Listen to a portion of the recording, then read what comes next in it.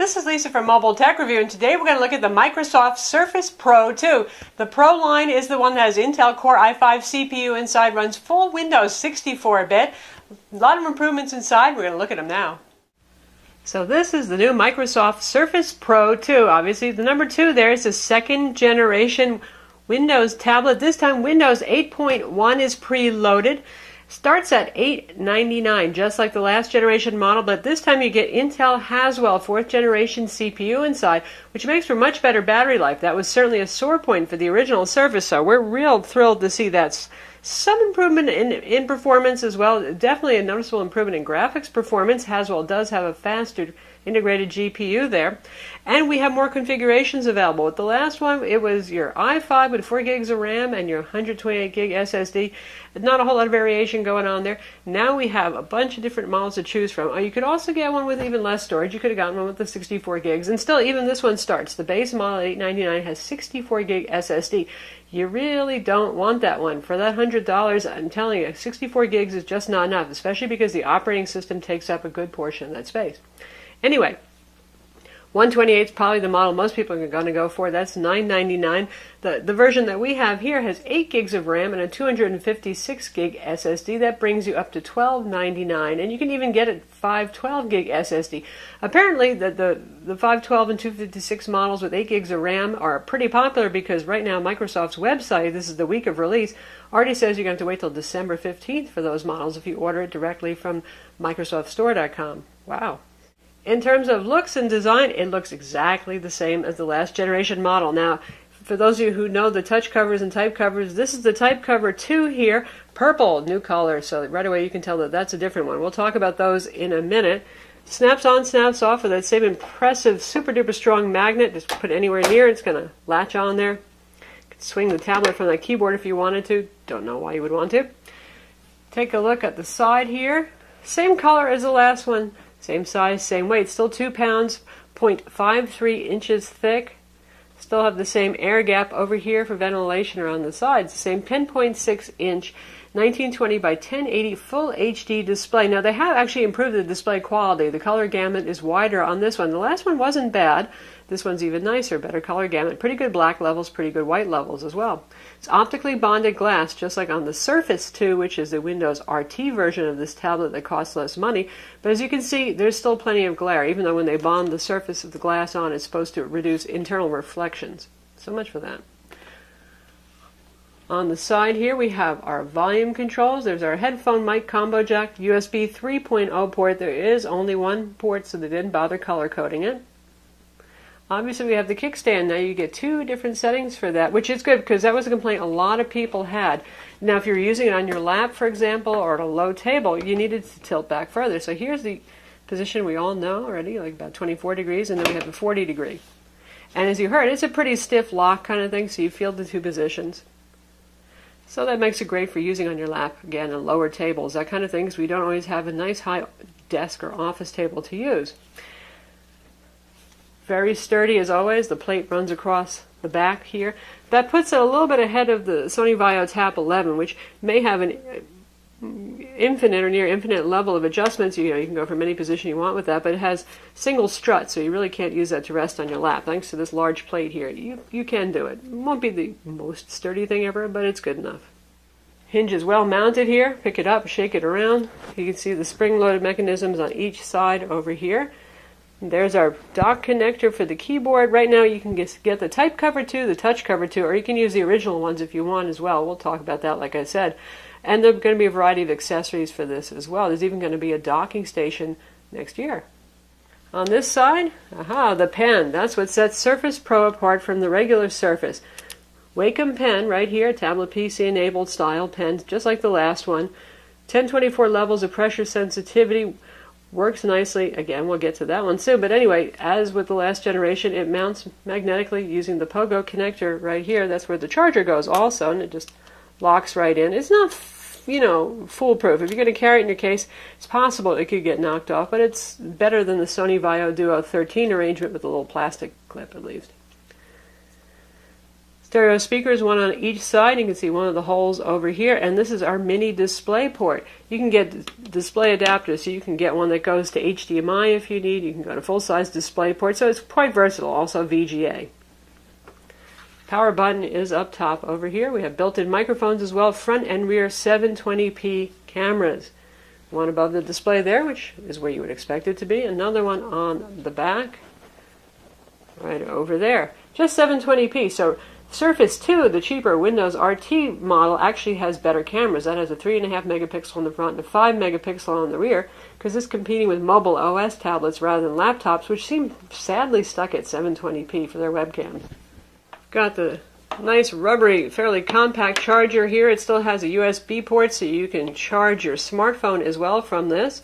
Pogo style connector has a little light on it now, so you actually know when it's charging, and it's a little less fiddly to connect, and you can put it either way, down or up now, which is nice. You won't see the light if you put it that way very easily. Two-prong connector. Separable over here, so of course depending on international version you might get different prongs with yours, but standard sort of laptop arrangement there where the brick does disconnect a reasonable amount of cabling here, so you don't have to be too super close to the outlet. You have your choice of two kinds of keyboard covers, just as you did before. We have both of the updated models here. First, this is the touch cover too, fabric-y kind of feel. It's capacitive, like it's got touch sensors on it, so nothing's going to move. These keys are slightly raised so you can feel them. What's new is much more sensitive. You don't have to press as hard and deliberately on the keys anymore. It's amazing. I can just fly on this keyboard. It's definitely a great improvement. It's not cheap either. It's $120. Also, it has backlighting, multi-stage backlighting, which is something that seems pretty impressive. More rigid as well, too. So $120 for this. If you want the new one, make sure you get the new one that says touch keyboard too. Otherwise, you're going to get the older model, which is probably being discounted now. Then the back is kind of a more vinyl-y rather than a felt look to it now. Better looking than vinyl. Okay, it's not bad looking at all, but it doesn't pick up too much dirt. It's good.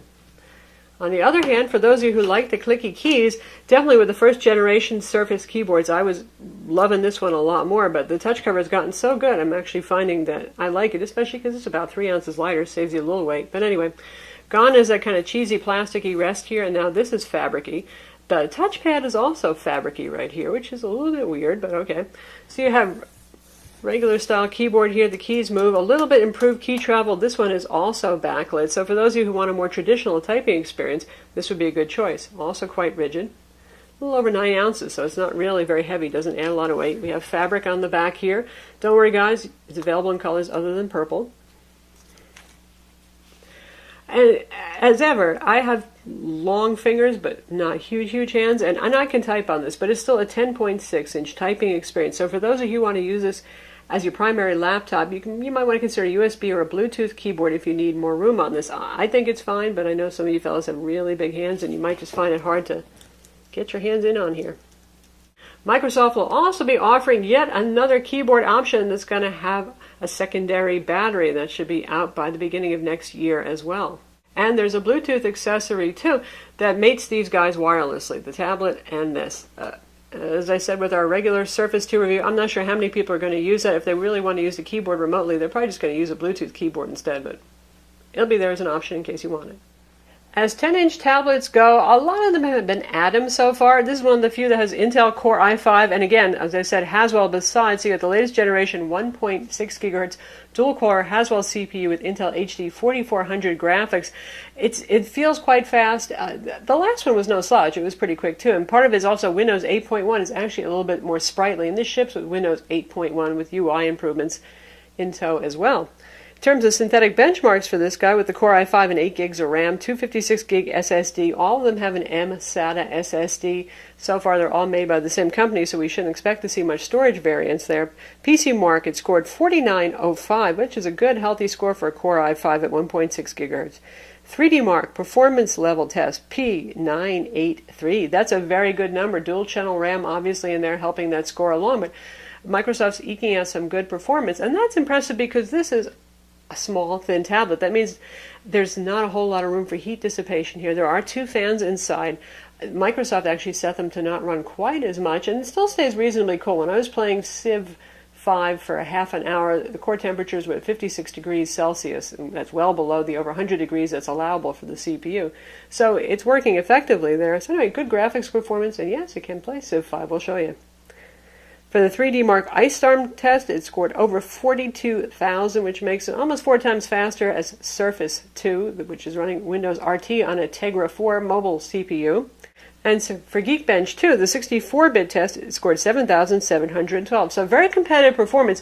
Really, it's a marvel in something that's 2 pounds, fairly thin, not much room for cooling again. It's good, and it doesn't get burning hot. Now, if you're doing something like playing Civ or running 3D benchmarks, you'll feel some heat on the back. It's not going to burn your hand off or anything like that, though. We expect to feel some heat. As with the first generation Surface Pro, this is really an Ultrabook in tablet clothing. You're looking at full Windows 64-bit Windows 8.1 Pro on our unit right here. Can run all Windows programs. You have the Metro UI, the desktop UI, of course, you'll get that no matter what. You see we can use it with our pen as well. And if we go over to the desktop over here, full Windows 8.1 or 8 if you want to say it that way, experience. Notice we have the little start menu down here.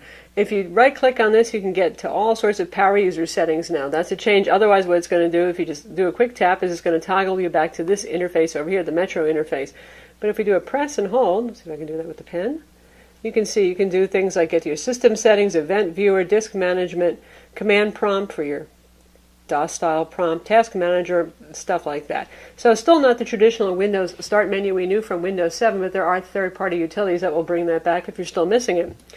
I don't miss it too much. If you want to get to all programs, this is the new way to do it. Swipe up from the middle. There it is. You don't hit Windows key plus Q anymore to bring that up. That will just bring you into an app search. By the way, you can really launch any app and find any file using that feature, but here's all of our installed programs right here. So easy enough to get to that stuff too.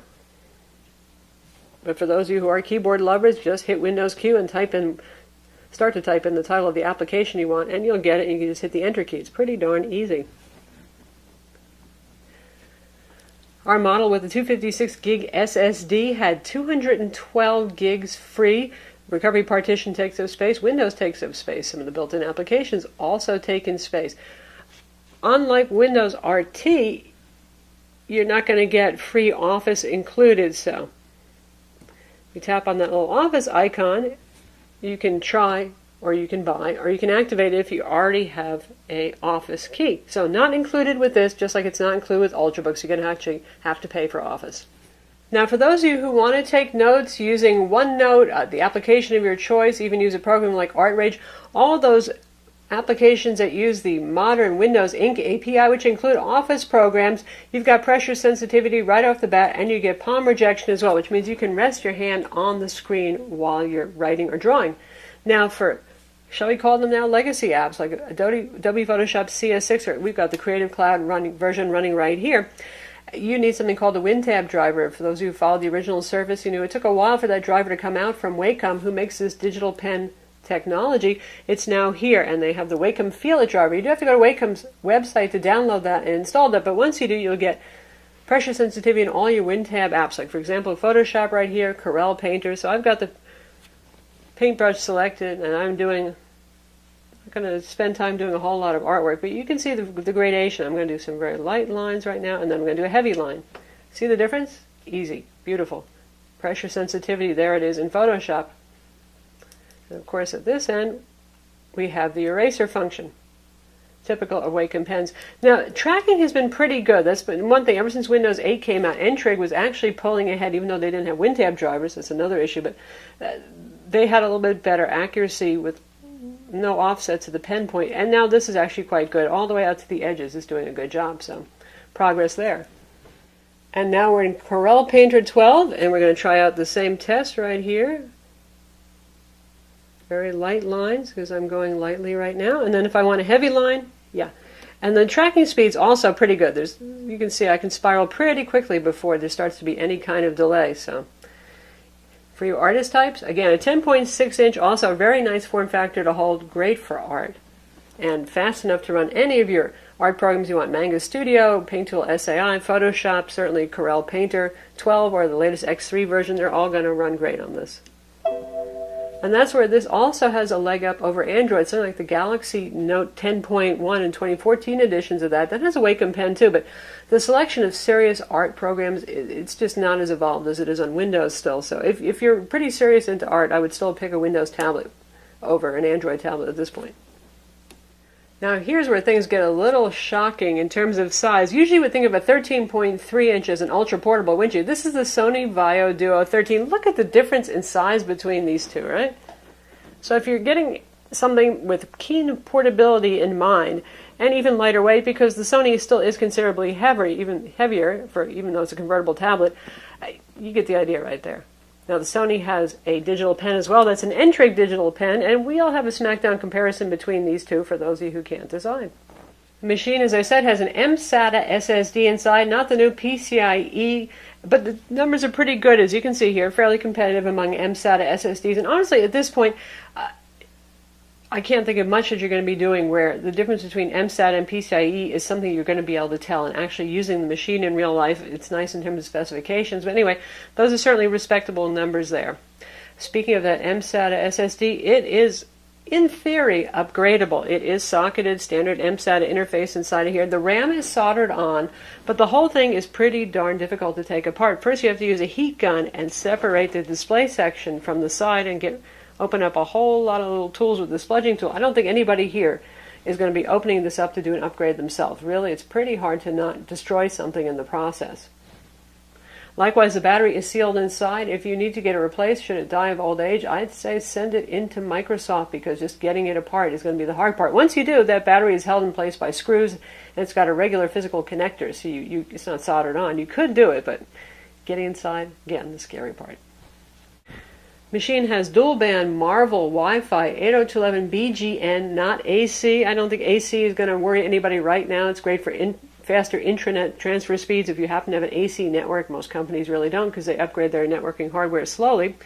Anyway, 802.11n, no problem so far with reception, with throughput, with bandwidth. Has been very good on this. Streaming full HD video works just fine on it. That also has integrated Bluetooth 4.0. Battery life, it still has the same 42 watt-hour battery as the last model, but Haswell has made a difference, and I think Microsoft's tuning also of the operating system and the thermal control, how often the fan comes on, has meant for significantly better battery life. That was one of the things that really kept me away from the original Surface Pro, much as I liked it. It was the 3.5 hour battery life. Now we're looking at something more along the average of 6 hours with 50% brightness, and it's a pretty bright display. By the way, auto brightness on this actually works. I know with some manufacturers, if auto brightness is on, you get something that is either way too twitchy or way too dim. Works well on this. 50% brightness with auto brightness on at the same time, Wi-Fi on and active, and a mix of productivity and some fun stuff like streaming some Netflix, doing about 6 hours or so. So clearly there's Ultrabooks that are going to last you longer, but in the 10.6 inch size, you don't have that much space for a bigger battery. Ultrabooks really do have an advantage there, so they can have longer battery life. And I think 6 is acceptable for a lot more people, whereas the original Surface, not so much. Now we're going to test out Civ 5 and listen to those speakers. Definitely an improvement of the first generation Surface Pro that had pretty wimpy speakers. These are much nicer, Dolby enhanced audio. Civ 5 is touch enabled. I know a lot of you ask about this game. I myself love to play it, so we'll give it a try.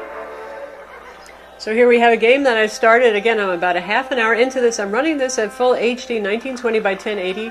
Some medium settings, some low settings. You can pinch zoom and scroll around. There's my second city.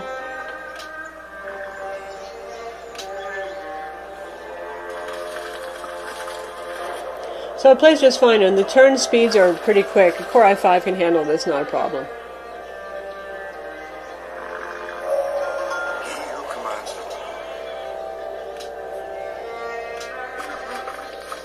Everybody's running around autonomously, just as they should, with good speed.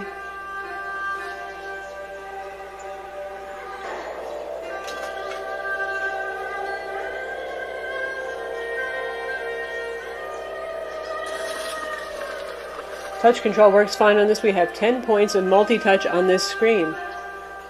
And for those of you who are wondering, I know you always ask, yes, it can play Minecraft. You could also play Left 4 Dead 2 on this. You could play World of Warcraft at low settings, and I would go with 1366 by 768, and then you could play it. This is not something you're going to play Battlefield 4 on. This is Intel HD 4400 integrated graphics. You want dedicated graphics for something like Call of Duty latest version or Battlefield 4. So that's Civ 5 playing on our Surface Pro 2. And that was a Steam game, so as you can see, yes, Steam runs on it just fine too. So those of you who are Steam fans will be happy to know. Origin fans, I feel sorry for you if you are, but yes, you can put Origin on this too. And we can hear the fan running a little bit now. Let's run core temp and see where our temperatures are at. It's not super duper loud, and we've made it up to 65 degrees there. And remember, we were playing this on battery too, and that was a performance on battery. Usually with something like an Ultrabook, we plug it in to get maximum performance. So that was actually pretty fluid performance there. Gets the core temps up some, but nothing to be alarmed about appropriate for actually playing something like Civ 5. Yellows are yellow on this display. I know after the Lenovo Yoga 2 Pro, where the yellows were not yellow, there was a little issue there. If you saw that Sprint ad, they use a golden yellow. That's the proper yellow there, by the way. And we'll just test out a little streaming video here in the video review. Now, you all know that this is going to work just fine, because this is a Windows PC, just like an Ultrabook.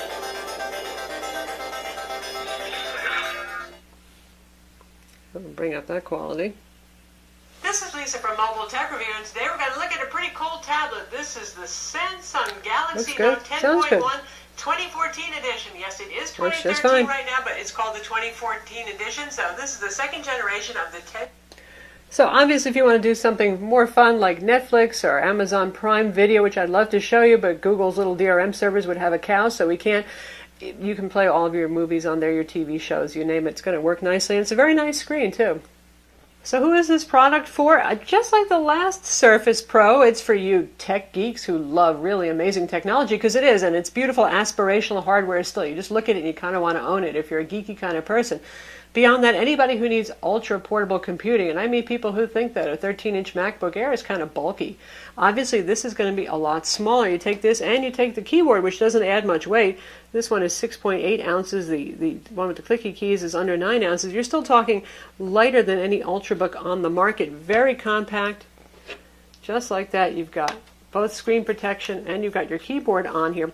So IT types who have to do server maintenance on the go, graphic artists who want to have their portable sketchpad and painting canvas really anywhere available. Those of you who travel a lot on planes and know that even a 13-inch Ultrabook sometimes doesn't fit on those sad keyboard, rather food trays that they put on the seats these days. Anybody who needs mobile computing in a small package, of course the drawback is going to be, it is a small package. 10.6 inches is a little bit small. DPI scaling works pretty well. Some third-party apps like Photoshop do ignore it, so you'll have sort of small menus, but overall, for those of you who like to have a bigger screen experience for watching movies, for working on spreadsheets, this is going to be small. You can plug it into an external monitor. You can put this on your desktop and use it just like you would a laptop as a consolation prize there, but on the go, everything's going to be smaller. So that's the Microsoft Surface Pro 2. It's available now starting at $899, keyboard cover not included. Again, it's still the best crossover that we've seen between a tablet and an actual Windows PC. Yes, the screen is small. It depends on what you need in a laptop. You might want something bigger. But if you need portability, if you need the digital pen, particularly for you artists with that Wacom inside, it's a great choice. I'm Lisa from Mobile Tech Review. Be sure to visit our website for the full review, and don't forget to subscribe to our YouTube channel.